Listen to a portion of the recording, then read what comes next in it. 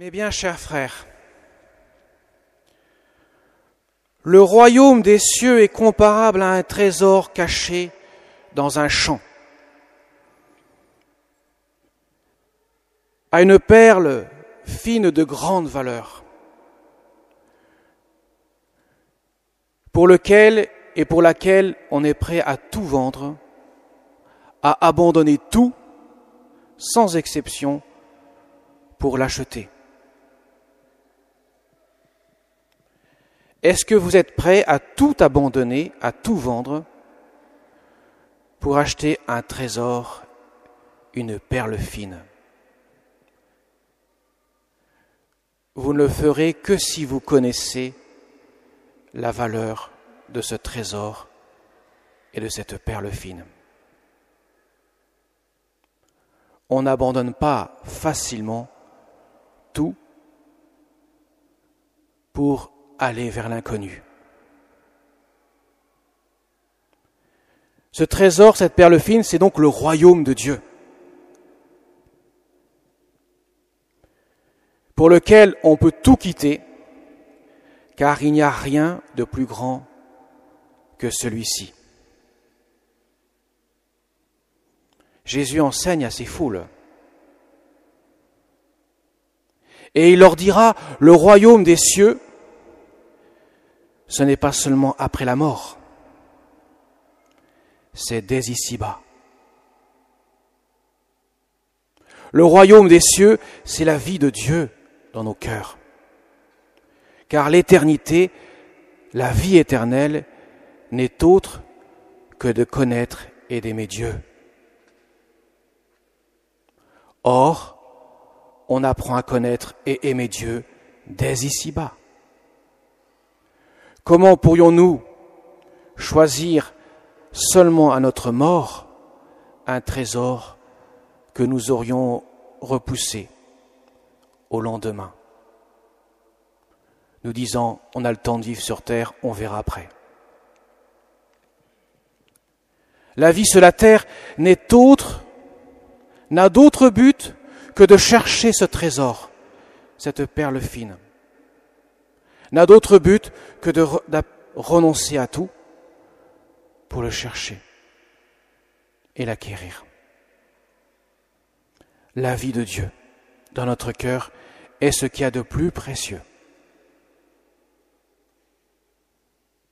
La troisième parabole que Jésus va utiliser va nous apporter une précision. En disant, le royaume des cieux est comparable à un filet que l'on jette en mer, qui ramène toutes sortes de poissons, et une fois arrivé au rivage, on va trier le bon du mauvais. Dans notre vie, nous devons trier entre le bien et le mal. Comment connaître ce qu'est le bien et ce qu'est le mal si nous n'avons pas la référence absolue qu'est Dieu? Rappelons-nous, lorsque Dieu dit à Adam et Ève, vous pouvez manger de tous les fruits du jardin, sauf celui de l'arbre de la connaissance du bien et du mal. Le malin qui passe derrière dira, mais au contraire, mangez de ce fruit, vous verrez, vous serez comme des dieux qui connaissent le bien et le mal. Autrement dit, Dieu dit à Adam et Ève, tu ne peux pas savoir ce qui est bien et ce qui est mal sans que moi je te le montre. Moi qui t'ai créé à mon image, à ma ressemblance, je t'ai fait pour le bien. Mais encore faut-il que tu connaisses ce qui est bien. Quand l'homme évacue Dieu de sa sphère, il n'a plus la référence. C'est absolu qui me dit, qui m'indique, qui me conduit à désirer, à vouloir le bien et à rejeter le mal. Et qu'est-ce qui se passe à ce moment-là? Eh bien, l'homme fait un bien, un mal, et un mal, un bien. Au point de dire, à chacun sa vérité, comme s'il était multiple. Mais Jésus dira, la vérité vous rendra libre. Vous pourrez choisir librement le vrai bien et rejeter ainsi le mal. Mais qu'est-ce que la vérité? La vérité, c'est pas moi. La vérité, c'est Dieu. Jésus dit, je suis le chemin, la vérité et la vie. Dieu n'est pas là pour empêcher de vivre ce que je veux vivre. Il est là pour m'aider, pour m'éclairer ce que je veux vivre de bien au plus profond de mon cœur, ce que mon cœur aspire, parce que, quel que soit le degré de foi que je peux avoir, mon cœur a une aspiration au vrai bien. Et Dieu m'indique le vrai bien. Vous savez, Jean-Paul II, ce grand saint, le dernier pape canonisé, disait en parlant de son pays, la Pologne, qui a été sous le joug du communisme pendant plusieurs décennies, il disait « L'homme sans Dieu, c'est l'enfer pour l'homme ». Il voulait montrer qu'en évacuant Dieu de toute sphère humaine, forcément l'homme fait de lui-même un enfer. Et il dira, Dieu n'enlève rien, il donne tout. Voyez mes chers amis, si nous voulons connaître le bien, si nous voulons vivre le bien, il faut accueillir Dieu dans notre cœur. C'est le royaume des cieux. Il faut donc faire le tri entre ce qui est l'absolu et ce qui est le relatif. Entre ce qui est nécessaire pour ma vie spirituelle et ce qui ne l'est pas. Il y a une hiérarchie, nécessairement. Jésus dira même, ne craignez pas ce qui tue le corps, il ne peut faire que cela, mais craignez plutôt ce qui tue le corps et l'âme. Et vous savez, je l'ai dit plusieurs fois, le pire ennemi que nous ayons en cette matière, ce n'est pas le voisin qui m'aime pas, qui me hait. Ce n'est même pas celui qui me tuera. C'est moi-même le pire ennemi que je puisse avoir. Même le diable est un ennemi secondaire, pourrait-on dire. Il ne peut pas me forcer à ne pas vouloir le bien. Il peut seulement me suggérer de ne pas le vouloir. Mais en dernier lieu, c'est moi qui prends la décision. Voilà pourquoi, mes chers amis, il ne faut pas se regarder les uns les autres pour savoir qui est supérieur, qui est inférieur, si je suis un bon chrétien ou pas un bon chrétien, si j'appartiens au bon milieu ou pas, si je fais telle manière ou telle autre manière, si j'ai la bonne spiritualité ou pas, si je commis la bonne manière ou la mauvaise manière, ou je ne sais quoi encore. Il n'y a pas de mauvaise manière. Je dois regarder le Christ, et seulement le Christ. Jésus dit, soyez saints, car moi je suis saint. Venez à moi, vous, car je suis doux et humble de cœur. Pourquoi le monde va si mal? Parce que le monde ne regarde pas Dieu. C'est la boussole de notre vie. Il le prend même pour un ennemi. Dieu ne s'impose pas aux gens. Il se fait connaître à mon cœur seulement. Voilà pourquoi il est tout aussi stupide de dire « Convertis-toi, sinon tu meurs ». Ça n'a aucun sens.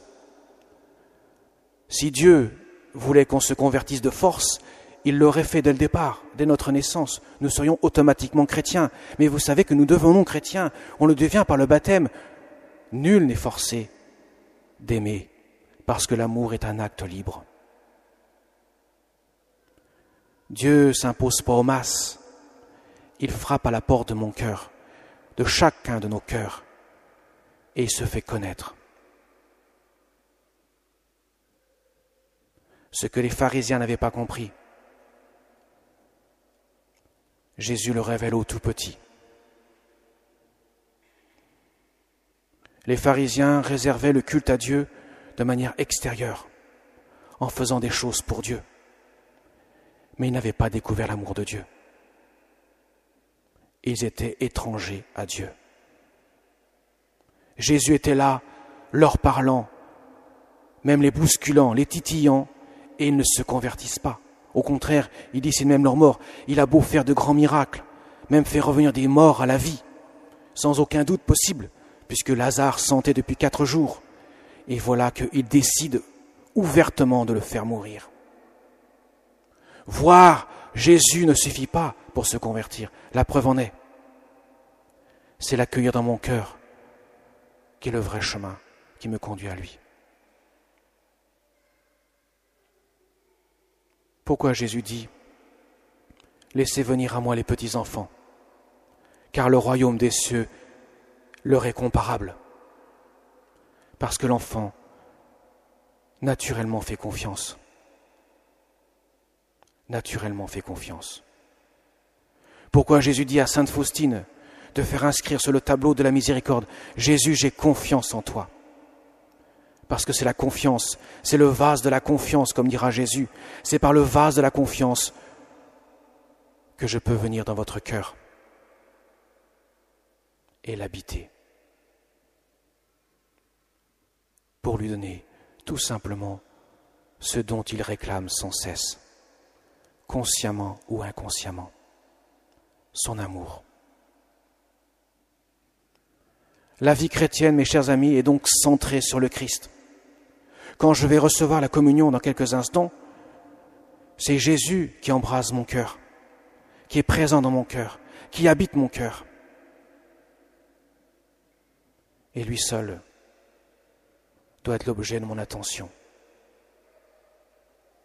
Parce qu'en faisant le plein de l'amour de Jésus, je peux voir le rayonnement de Jésus dans les autres cœurs qui sont à côté du mien.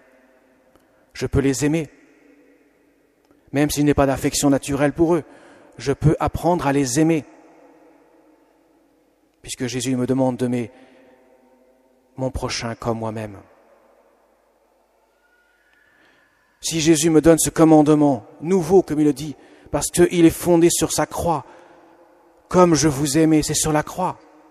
Nous qui n'étions pas aimables en tant que tels à cause du péché, Jésus nous a rendus aimables parce qu'il a donné son amour miséricordieux sur la croix. Son cœur a été touché par le glaive du soldat, comme pour dire « Je vous livre mon amour à tous sans exception ».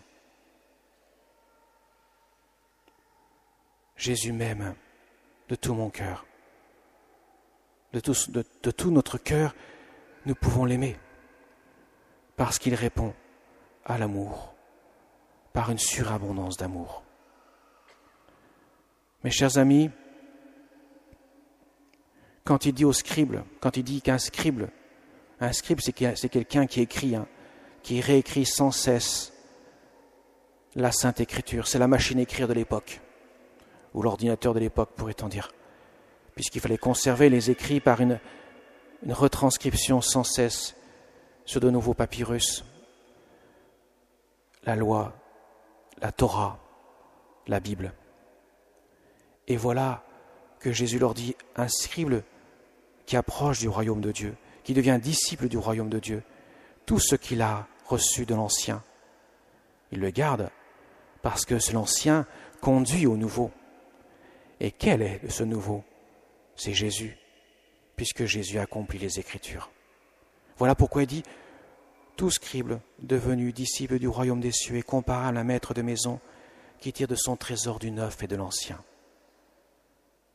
C'est pour amener cette élite qui pensait tout savoir à l'humilité de reconnaître celui qui leur parle. Voyez mes chers amis, l'amour de Dieu nous est donné à profusion.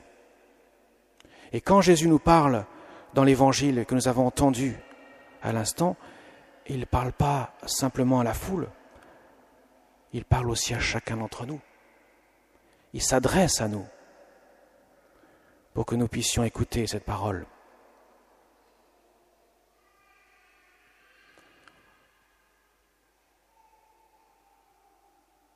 Parfois on se pose la question, quand on voit le monde aller de mal en pis, quand on voit catastrophe sur catastrophe ou des lois de plus en plus iniques, mais on peut se dire, mais Seigneur, où es-tu? Jésus me répond, mais toi mon ami, ton cœur, où en est-il? Si tu veux porter le monde, porte d'abord ton cœur auprès du mien. Si tu veux que le monde connaisse le bien, commence par changer ton cœur pour qu'il puisse être habité par le bien. C'est le message du Christ et il s'adresse à chacun d'entre nous. Nous ne pouvons pas grandir dans l'amour si nous n'allons pas à la source. Et nous ne pouvons pas nous aimer les uns les autres si nous ne vivons pas de la source. La Vierge Marie en a fait l'expérience au pied de la croix. Quand Jésus lui dit « Femme, voici ton fils »,